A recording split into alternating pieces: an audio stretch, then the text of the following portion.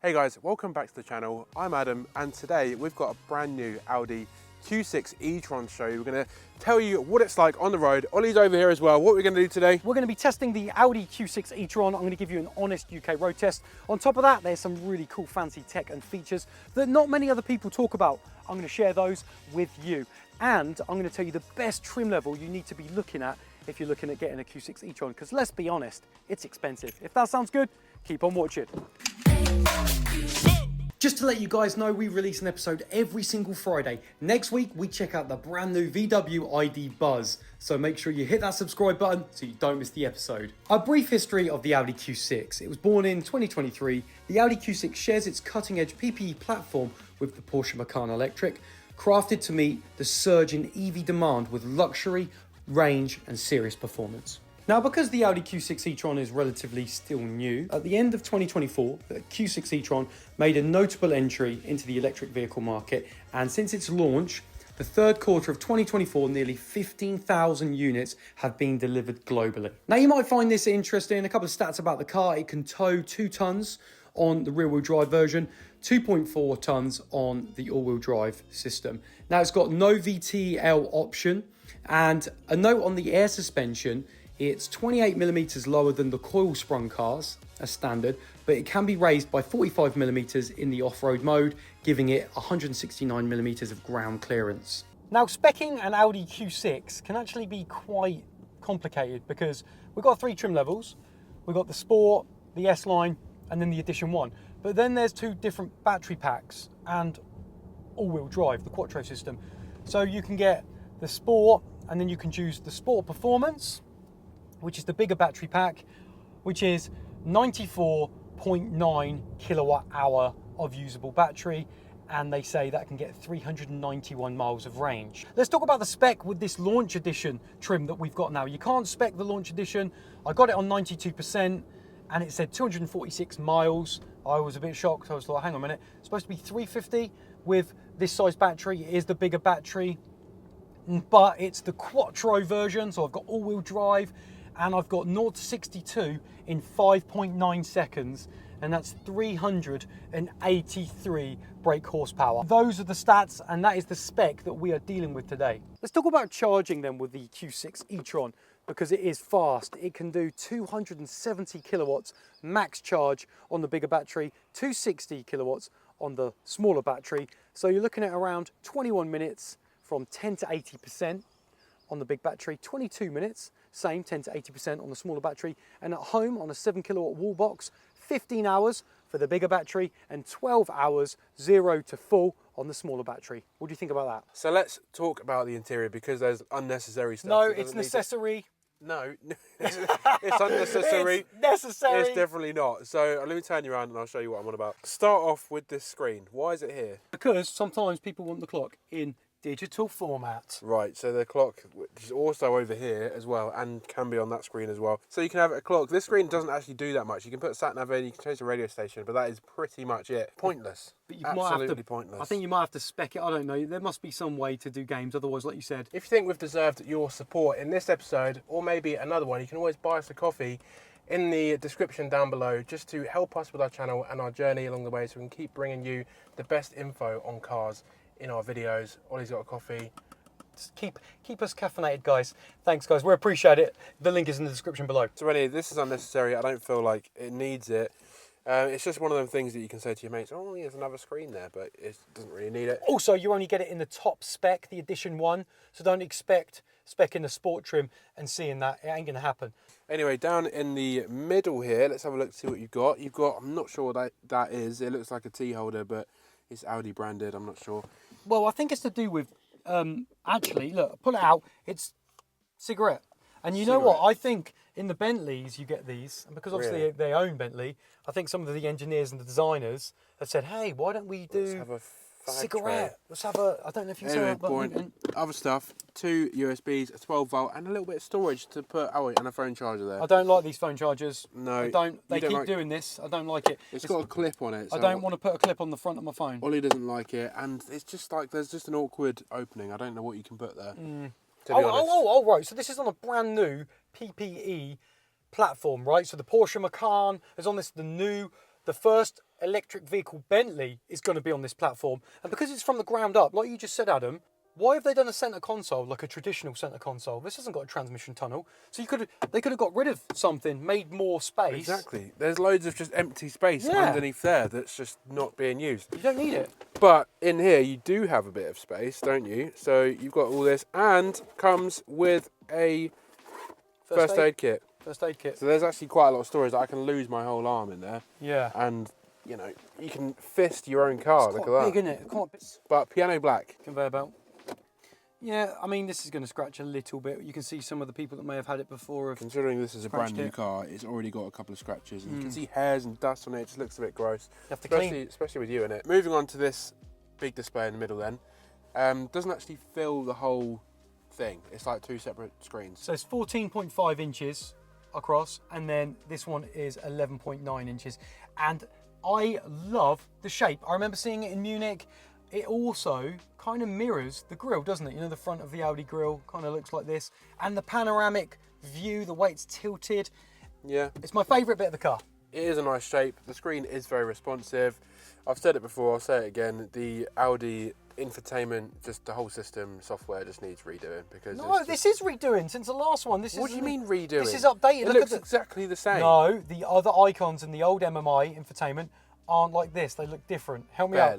Barely. No. It's not a big enough change. It's too clunky. It doesn't make any sense. It's just moody. It's not. I'm not into it. This is serious enough for me. This is awesome. This panoramic digi dash and infotainment screen I really love. The only thing, and also it's really visual. Like when you're on the road at night time as well, it's really visual. You've got this ambient lighting. See up here, because it's in the day. See that indicator's gone green? That's fancy. And then over there. Lovely. And then also, when you are charging the car, your state of charge is shown on this light bar. So if it's 100%, it's all up here. If it's 80%, it's down here. And when you charge it, it kind of fills the light bar up until it's full. Really techie. We get it. I love it. But I think it's cool. And these bits, if a car comes by you, it goes red. So it's all about letting you know safety as well in the car using that ambient light bar. With the colours, that's quite nice. One thing, all right. We've just come from a BYD C-Line 7 and the interior in that is pretty spectacular. That's like a 46 grand car entry. This is a 60 grand car entry. This is all right, it's got some give to it. That is scratchy as hell. That is okay, that's acceptable. What about the top bit by your door, Adam? What do you think about this? The top part? It's not the hardest plastic. No. It's okay. I would say I'm not going to complain about it. Okay, this is nice. Let's do these bits. These are what I'm complaining about. Go on then. I feel like they've gone backwards. We have these one-piece moulded buttons here, which light up. So when I turn off, you can't see them. All right. So if I turn, there you go. So you can see this one-piece moulded plastic in it. It is cheap. Now they do work, and they work well when you're going along.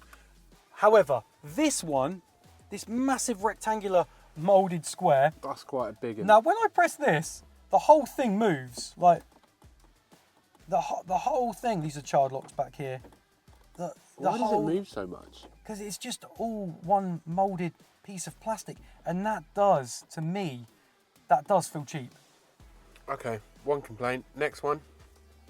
These air vents. Right? The air vents. I reckon these should have metallic caps on there or something. That feels a little bit of a... this one a bit better, actually. Moving on to these seats. What do you think about these seats then? Because they do look really nice. They're very sporty. Yeah, good bolsters They're very as well. huggy. And the actual softness is good. It is very nice. Also, these have got speakers in the headrest. If you feel them, Adam, if you squeeze, you can feel it. But when you put your ear against this, don't do it when you're driving because it's very dangerous. And you hear the music come out of this. It's really subtle, but then when you hear it, it's a really cool experience. The sound system, the Bang & Olufsen sound system in this is so good. You've got this thing called 3D sound. You put it on, and then you can literally just listen to your speakers, and it's coming all around you. You like it. Is it good enough? I mean, you can always argue, can't you, about they're German brands. It's kind of what we expect. Is it good enough?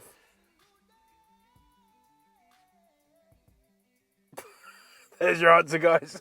Is it good enough? Silence. Okay, I know what you're thinking. The Audi Q6 e-tron sounds expensive, and it is expensive, but when you look at some of its competitors, it isn't too bad. So The Q6 e-tron starts from £61,240. A Polestar 3 starts from £69,910. A BMW iX3, £65,160. A Tesla Model Y, bit of a bargain pick, £44,990. A Mercedes-Benz EQE, £75,505. Or a Porsche Macan, £71,200. What would be your pick? One thing that the Q6 e-tron is pretty proud about is the Hey Audi, the AI assistant, virtual assistant. So normally, Audi assistant dashboard. Hey Audi, Hi, what can I do for you? I'm feeling hot. It'll be more pleasant shortly. So there you go. And it actually works pretty well. It's one of the better voice assistants that I have come across.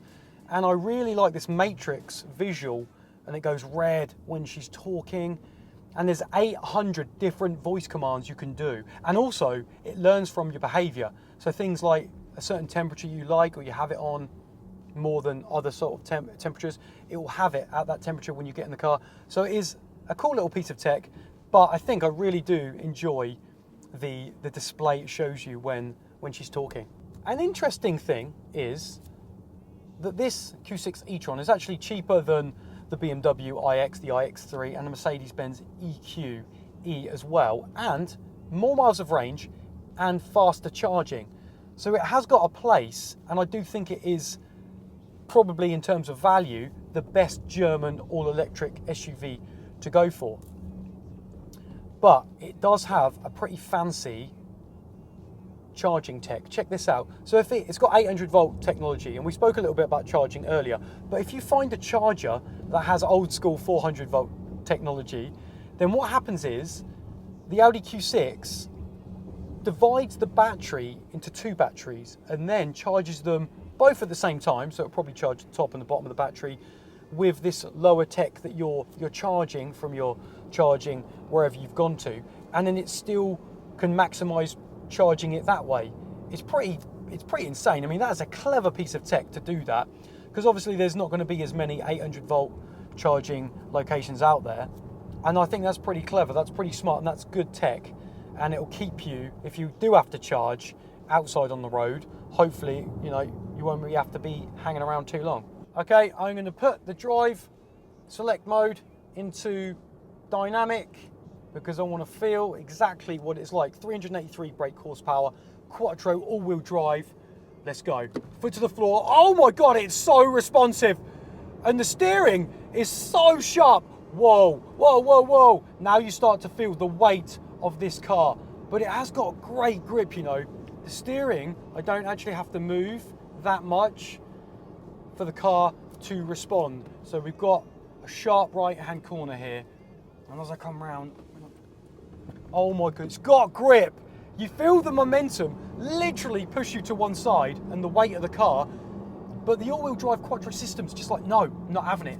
So it grips you down just like on a roller coaster or a children's roller coaster. When you're on a children's roller coaster, you feel yourself being kind of squashed and pushed with the momentum, but it doesn't move, it stays on the rails. And that is exactly what this car feels like. Okay, we need to talk about range with this car, because one of the big attractions is that on the website, Audi say you can get 391 miles of range with the sport trim and the big battery. This one is the all-wheel drive quattro, but they still say you can get 381 miles of range. Now, I'm looking at my long-term memory. Now, this is 9 hours of driving, doing nearly 115 miles, and I'm averaging 2.6 miles per kilowatt hour. Now, this battery is a 94.9 kilowatt hours, which is 95, but even if we round it up to 100 kilowatt hours, say, that means I'm getting 260, but it's going to be under 260 miles of range. That doesn't make sense when I'm supposed to be getting 381. I know 4 miles per kilowatt hour will do 380, right, on the battery that this is supposed to do.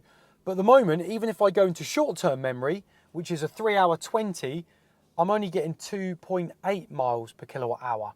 And I don't think I've been driving it too harsh. I've done a few spirited drives, but really what I want to know is, I want to know from a real world owner that has a Q6 e-tron, that has driven it for a while, not with a heavy lead foot, what are you actually getting? Are you getting near the 380, 390, hell, even 350? Because at the moment, it's telling me I'm nowhere near 300 miles of range. And that's one of the biggest sells of this car, is the fact it can do a lot of miles. Let me know your thoughts in the comments. Okay, so let's have a look around the outside of this Q6 e-tron just to see what it looks like, give our opinion. I actually do like it. I think it's got really good angles all around the car. Ollie absolutely loves it. Look at his face. It's a good looking car. It is beautiful. It's aesthetically pleasing. I mean, look at these lights. Look at this. Watch this start up. I want you to keep your eye on the light. Okay. Now you get this with the most expensive trim level. You can have 8 different signature lights. So if you're a child, you're going to really care about this. Oh, look at that. Look at that start up. Now imagine walking home late at night into a dark car park and having that. Being greeted by a Q6. Greeted by that. Everyone, women are going to jump on you. Men are going to jump on you. They're going to flock. They're going to love you. They're going to absolutely flock for these lights. The single frame grille is cool. Now this is the launch edition, but on edition 1 you get these black elements, little black hexagons in here as well. Inverted grille, so it sticks out because it doesn't need any cooling. But you do have vents down here. The other vents I thought were functional, like aero, but if you come close, they actually don't go through. They're not. They're blocked off, aren't they? But Adam, do you think it would have been hard to just cut through there? No. And have some aero on there as well? I don't think it would be hard. So apart from the lights, which are really cool, moving down to the side, let's talk about these wheels. 21 inches! 21 inches those wheels are. Fat. So they are fat. They're wicked. I love the design. I mean, it's hard. I like that. You know, diamond cut finish. Sport trim, 19 inches. S-Line 20, edition 1. You get 21s, and launch edition, which this is 21 inches as well. So that's nice. The side profile of this car looks quite muscular with the arch down here. That looks quite nice. Look at, and these lines, you see? It is quite nice. And you have this black e-tron bit at the side, which I do actually quite like. I feel like it adds to the car. I think it's a nice form, actually, isn't it? Because it kind of flows with the bodywork. It just helps that car feel a little bit special, and it's squatty. Now, one thing is quite interesting. I did speak to an Audi designer, and they said they wanted this to be the bigger brother of the GT e-tron. And if you remember that car, that has some wide haunches, doesn't it? It looks squatty, and you can definitely see the inspiration and references on the corners of the car and the light bar itself. Definitely, and the back of this car does actually look quite good. I like the back of it. It's got good angles, pretty much every side, especially with the sort of squat of the car. And there's no chrome. There's no chrome, so no chrome. All this black gloss, it works. Now, some people say blue and black shouldn't go together. Now, this is a Scary blue. It does look different in different lights. So if you do like it, I'll check it in a showroom to really get an understanding of it. But also, it's around £1,500, £16 option for this colour metallic. I'd probably go for Mythos Black, which is £725. But there you go. This is a bit different though. It's a little bit of a different colour, so you're going to either love it or hate it. I'm pretty split on this. I'm not too sure about it. This is what I want to know, guys. 60 grand car. We're talking about, you know, drag coefficient, maximising range. Should we have door handles on it? Should they have gone down, you know, the Range Rover route or BYD route as well? You know, they're flush, they could pop out. A lot of them are doing it now. Even Kia have got flush door handles. Like, everyone is doing it. So is it a bit old school just having these standard door handles on an Audi that's really expensive? Anyway, let us know your opinion about that in the comments. Let's talk about what the Audi Q6 e-tron is like to drive then. Seat position is great. The seat will go very high. Electric seats. I've got it a little bit down because I don't want to get too high. But I have got good headspace, right? I'm 5'11", good visibility. I do feel wide on the road. This is actually wider than the outgoing Q8 e-tron. So they got rid of the Q8 e-tron, shut down the factory in Brussels in February of 2025 this year. So this is the largest all-electric vehicle that Audi offer now with this Q6. And it's wider. And, you know, you do feel it become quite a presence on the smaller B roads. You've got to watch yourself. What I will say is, it's quiet. It's really quiet inside the cabin. It's not echoey at all like I found the Model Y. And the suspension, it's air suspension, so that you can't actually spec, this is quite weird, you can't spec air suspension on a Q6 unless you go for the SQ6 trim, which is, you know, the really go fast one. It cost you about £93,000. So it's a lot of money. So the suspension is great, just what you imagine air suspension would be like.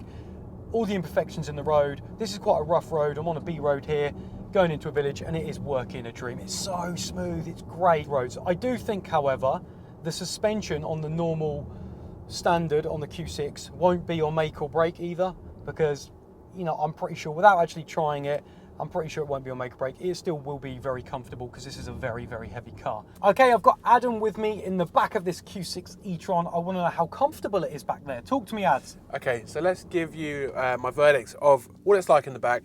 To start with, the materials are actually really nice. You've also got a little bit of suede on the doors, which is good. I'd say the materials in the back are very functional. They're nice to touch, nice to look at. The actual windows themselves are nice and big, so you get quite good visibility out the side windows. Leg room, let's do that. It's okay. I wouldn't say it's the best. The seat in front is set to like a normal adult's setting, but this is, I don't know if it's good enough, to be honest. This net, I don't like these nets. I feel like they shouldn't be there, or they should have something else. What I am going to say is these massive seats in front does make you feel a little bit claustrophobic because they're so big. You can't really see around them, and when you're in the back, I know I try and like to look at the road, but it does make it quite challenging. 2 cup holders, very plain Jane, nothing too special there. In the middle here, you've also got a little bit of climate control and heated seats. Rear heated seats are standard, so that is good to see. There's 2 USBs under there as well, so that is also pretty good. Suspension in the back is actually quite good. Like, you don't really feel too many lumps and bumps, but this is the air suspension, so you would expect that. Now, I know a lot of you are going to be saying, it's too expensive. I would never get this car. The type of people that are going to get this car either have huge deep pockets, and if that's the case, then hi, let's be friends. But otherwise, you're going to get a company car maybe, but it's stupid ridiculous. Even 60 grand if you went for the bottom spec sport, you're going to go HP, you've got a big deposit, you've got to then divide that up into how many months. It's going to be ridiculous. If you are buying, my advice would be, I would spec the Sport Performance battery, and I would get it in Mythos Black, £725 option. That's going to be around £64,000. However, that's still a lot of money, right? I think the best way into one of these vehicles is a lease. Now, I looked at lease deals, an S-Line Quattro, which is pretty good spec, and you've got the 4-wheel drive and the bigger battery, £770, I know, 4,600 up front, but that gives you 10,000 miles over a 3-year term, so you can put 30,000 miles on it. Now, £770, I know it's still a lot, but it's still cheaper lease-wise. Let me know what you think. Would you buy or would you lease? Okay, I've got 2 quick tips for you. When you jump in the Q6 e-tron and you don't want all the bings and bongs, you can actually set your favorite button to turn off the speed limit bing and bonger, because the tech doesn't always get it right. The other day it was telling me 80 mile an hour. I could go in a village and I'm like, no. So literally you can set that, so set your favorite, and with one touch of a button you can turn off your traffic sign based speed warning off. The other one, on the end of this stalk on your indicator, press and hold, and you can turn on or off your lane keep assist.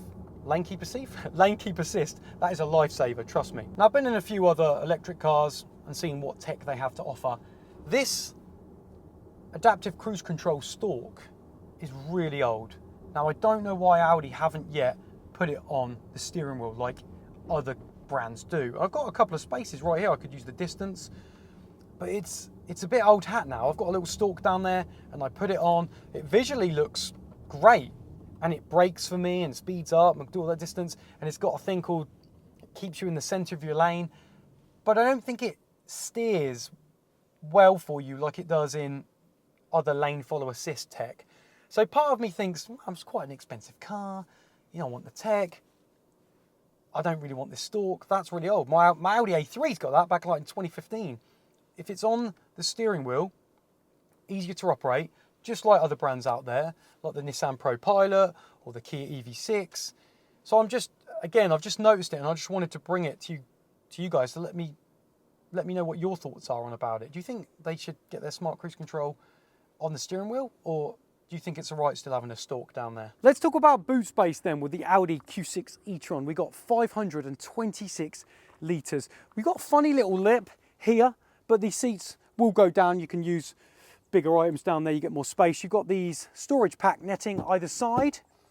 Old school levers that if you pull this, you can slot those rear bench down. And then underneath here, a little bit of storage space to put your cables and whatnot.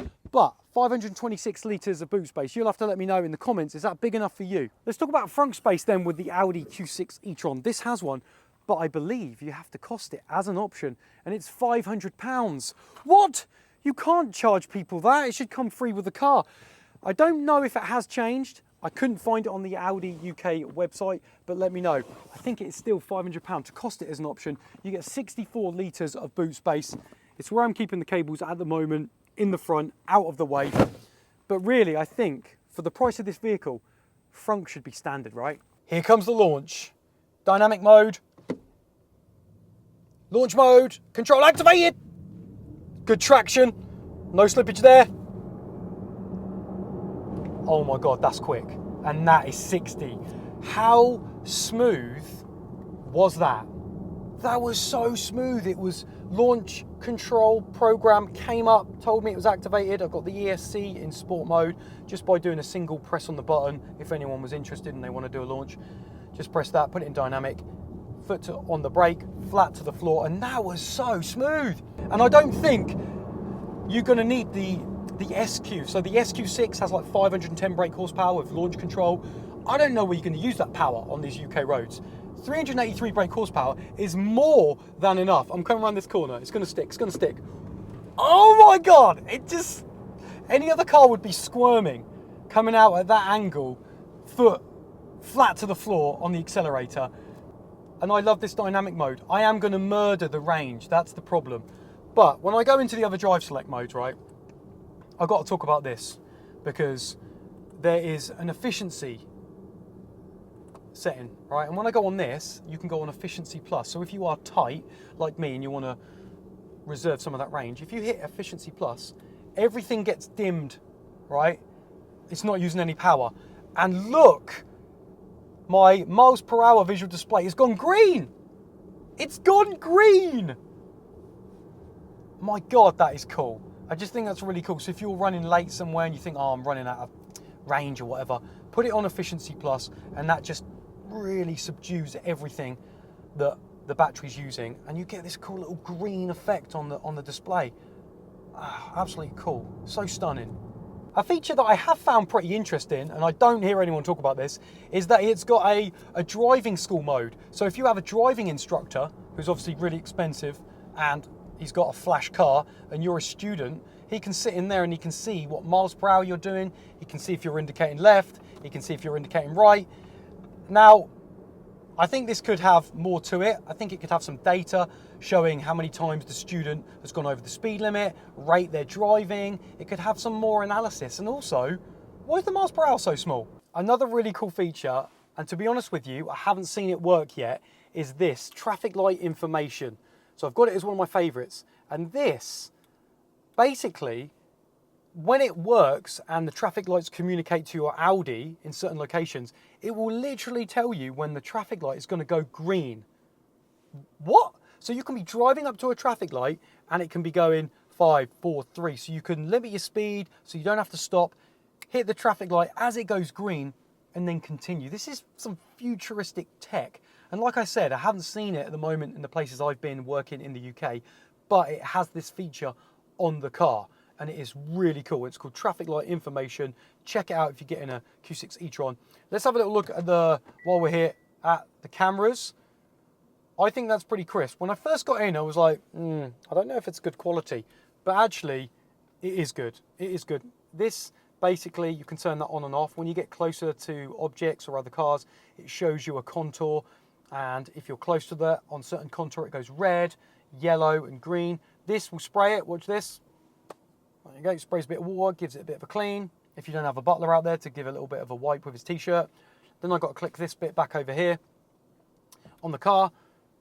Click it again down here, and then you get all these other cameras. So look, you can see about your wheels. You don't want to be curbing these, especially on the B roads. You've got a front camera. Again, to see your widescreen, just click it like that. Not a problem. I think the cameras are good enough. Let me know what you think. One thing I've got to say is driving this car at night time is one of the best experiences I've ever had in a car, an electric car. Like the light bar that runs around there is brilliant. The lights themselves, I know it's daytime so I can't show you, but the lights themselves literally just fill the road with this huge beam of light, and you've just got all this immersive lighting around you. It just makes you feel like you're in something really special, like a spaceship. And on top of that, right, on the Edition 1, I think you get like a sound generator. Now on electric vehicles, you get like a V8 noise or a rumbling noise or just something to tick your sound sense. But I've looked on this, and the only way I can get a type of sound is if I go into individual and then I set the car up and I put it in the sound in dynamic, but it's still not loud enough. And I think you only get the sound generator on the top trim level, which is the Edition 1. And it's pretty annoying that you don't have the option all through the other trim levels. Like if you've got a sound generator, put it in all your trim levels. Like why are Audi doing that to us? Not all, you've got to have the top one. So I just found that and I wanted to share it with you guys. What are your thoughts on it? Right, so that's been our episode on this Audi Q6 e-tron.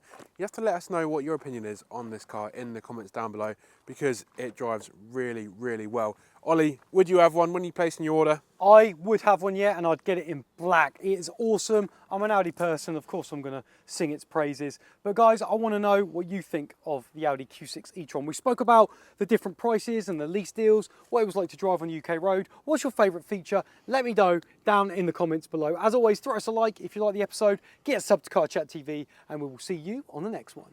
If you've made it this far, thank you ever so much for watching. I've just popped up 2 more videos on your screen that you also may like. If you do watch one, let me know what you think.